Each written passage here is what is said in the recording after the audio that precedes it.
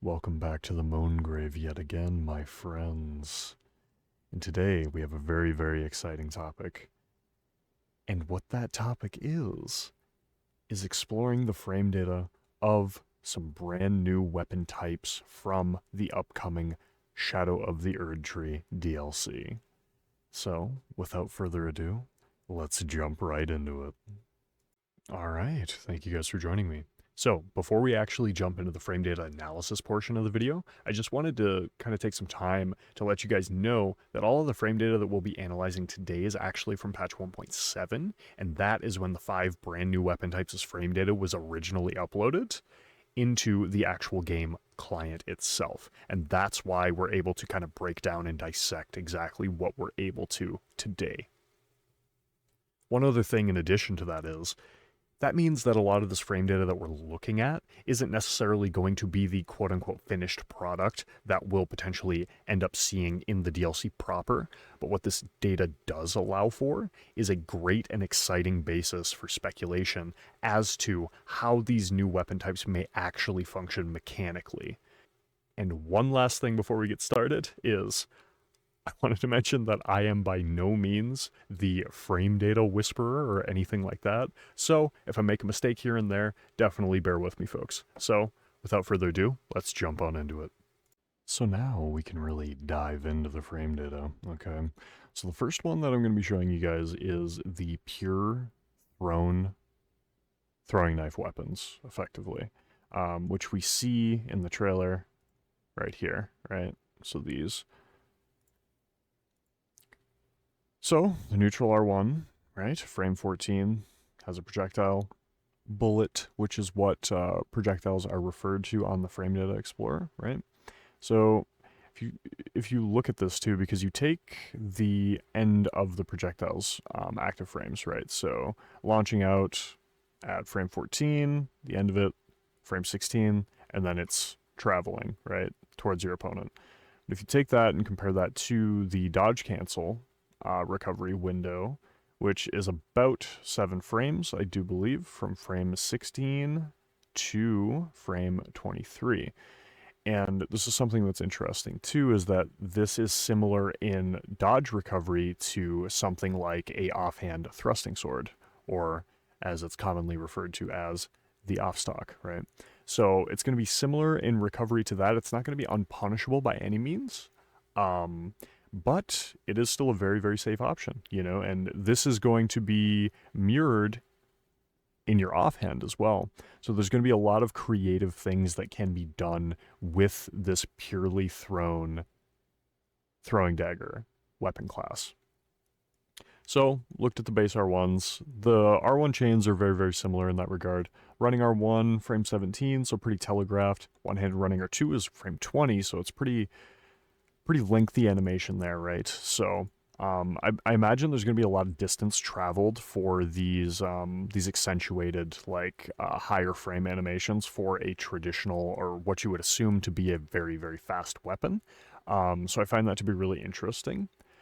Also, this is another thing to point out, right, is that the one-handed rolling and crouching R1 respectively releases on frame 9, which is absolutely wild. And once again, before you get too up in arms about this, you pay attention to the fact that the dodge recovery is pretty significant. It's 7 frames once again, right? So it's similar to offstock, nothing too crazy like off dagger where it has like 4 frames of recovery into dodges, right? So definitely still punishable, but this one's going to be very, very chainable. So potential new way to finish people off reliably is going to be rolling and crouching attacks with the pure thrown dagger weapon type, which is very, very fascinating, right? Backstep attacks we can kind of gloss over. The charged R2 is really interesting because you have such a variable timing with like a thrown attack where you can either fully charge it, half charge it, or just buffer the input and just let it go out as soon as humanly possible. And of course, the startup here, it's pretty significant, like mid 20s for frames to late 20s, right? And the charge window here Or sorry, that's my bad. This is the release to uncharged. So the buffered would allow you to release it right around here. But what's interesting with this is that the release window for the charged R2, once you actually let the button go and the attack comes out, from that window it is 1, 2, 3, 4, 5, all the way on frame 10. So you could potentially reaction roll catch people with the charge window on the R2s because the release window to the active frames of the hitbox is as fast as it is coming out on frame 10. Nothing too egregious on that front, but I really like the principle and idea of the design of being able to hold and charge a range-based attack. Okay. So moving on from the believe, oh no, okay, so this is another another thing that's worth noting. The one-handed jumping R1 comes out on frame 8, which is absolutely wild. So the jumping aggression and jumping pressure with these weapons, not only one, but as you'll come to find out later, with the two-handed moveset is absolutely wild as well. One-handed jumping R2 is frame 16, so a little bit heavier. I imagine it's going to have significantly higher poise break. And that's one thing that I wanted to mention too with this. It's a shame that we don't have access to the amount of poise damage that these respective attacks are capable of doing, because that would give us a way better idea as to what attacks are going to be really, really viable for chipping and what attacks are potentially going to cause reliable poise breaks. So, with that being said, another really exciting aspect about this is that you can see one-handed riposte right here. So these things are going to be able to backstab and riposte, as you can see here. The riposte animation coded for one-handed riposting animations, of course, and one-handed backstab animations, which is very, very cool. So you're going to be able to have a potential Fisher style playstyle with this, which I think is awesome. So this is where it gets really cool, too. Once we start getting into the two-handed moveset of this weapon class, because you'll notice that on the one-handed moveset, you only had one bullet, right? But on the two-handed moveset, you start seeing two. So the first one releases on frame 14, second one releases on frame 21. So you have a dynamic where, especially if the poise damage is capable of poise breaking people with the poise chipping, dependent on if you land one or two projectiles respectively, that's going to be very, very interesting with these things. And another thing I wanted to point out here, so if I pull up the two-handed neutral R1 and the two-handed neutral R1 2 in the chain, the follow-up, this is actually what we're seeing in this footage right here in the trailer. So we're seeing the two-handed neutral R1 right there, and the two-handed neutral R1 follow-up right there as well. So this is one of the only things that actually gives us a visual representation of the brand new Throwing Dagger Weapon Type, which is very, very cool. And you can see that frame data right here because it's the staggered Throwing Dagger into the follow-up. And then, of course, they would be able to roll in this clip right here after throwing the first two, but they decided to forego that to be able to do the follow-up immediately buffered afterward. So this is very, very cool to actually see this in action and be able to see the frame data that is tied to these two attacks respectively. So moving on from that, we do indeed have the two-handed running R1. So the running R1 starts on frame 18, and you throw one on frame 18, and then immediately afterward you throw one on frame 20. And these are very, very close together. So this attack is potentially going to be very, very strong in that if not one dagger breaks, but if two daggers, when they land on your opponent, break them guaranteed, which would be absolutely wild. Even though I'm thinking that, if I had to venture a guess, of course this is all just speculation right now, but I would imagine that when you land one hit with one of the thrown daggers, I would imagine it's maybe even less poise damage than just a normal like off dagger swing, right? A normal off dagger L1, which does I believe 40.5 poise damage. So I would imagine it would be in around the same range, right? So either 35 poise damage to 40. But I could also see it being up in like the 60s too. So if like one of these landed and then the other one landed, if it's doing 60, you know, that's going to guaranteed break somebody who's even running like 109 poise, for example. So very, very interesting there. Also, we have the running R2. You throw them almost at the identical timing, which is very, very cool too. And of course, the running R2s are going to have higher poise break than the R1s respectively. So that is very, very cool as well.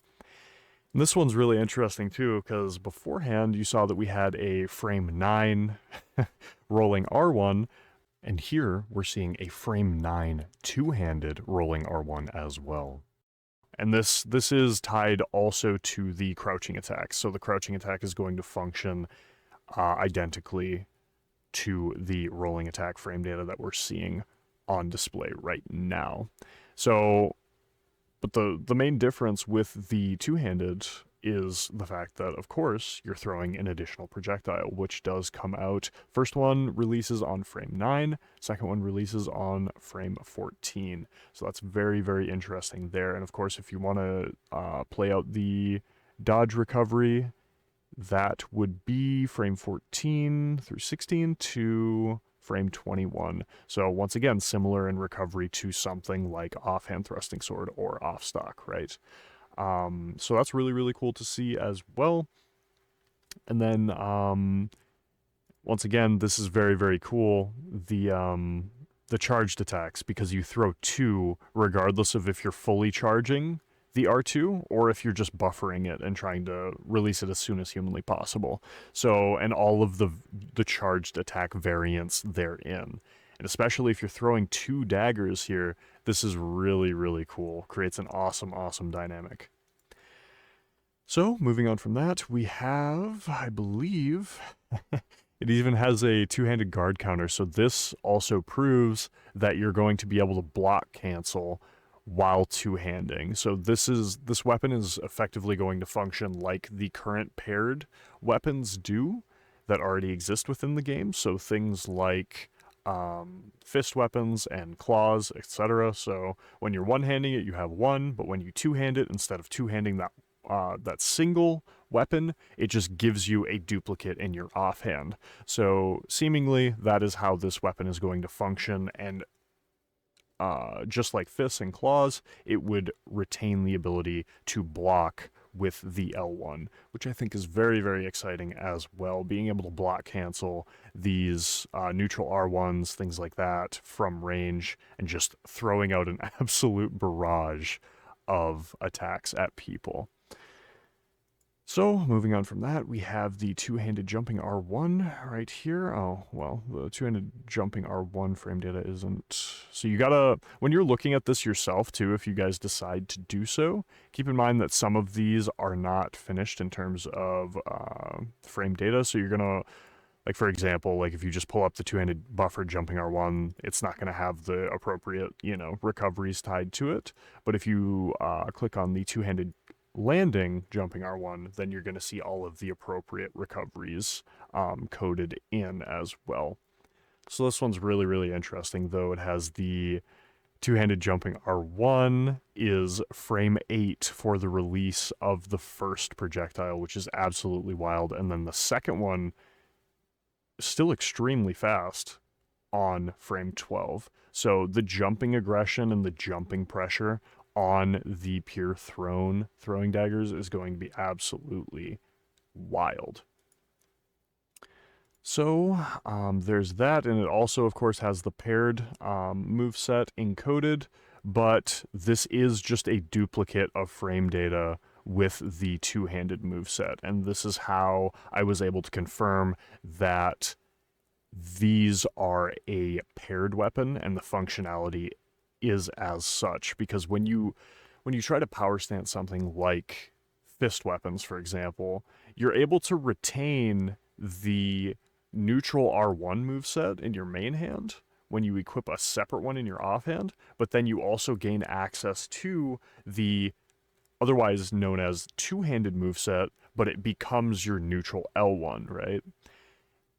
And honestly, I would usually be disappointed the fact that they just duplicated the moveset in the offhand, right, for these, but I think this creates a really cool dynamic because you're able to utilize the two-handed moveset with L1s while retaining the ability to use the one-handed moveset with your R1s as well. So power stancing these is going to be very, very interesting as well because it allows you to gain access to both the two and one-handed movesets simultaneously without having to two-hand or one-hand or go through that cumbersome, at times, animation. So that's a very cool idea and principle to these weapons as well. And of course, once again, we're able to see that the two-handed has riposting and backstabbing capabilities too, which is very, very awesome. So we're seeing that, and that is pretty much through the paired throwing daggers here.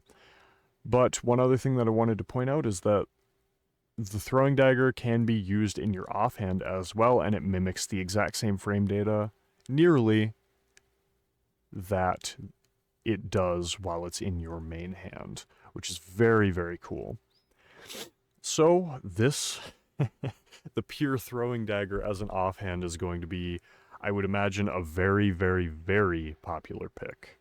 So that brings us through the first of the 5 brand new weapon types frame data. Well, I thank you guys for joining the ye ol' Frostman on his wild and wacky endeavors, dude. Keep all the love and support coming. I really do appreciate it. Until next time, my friends.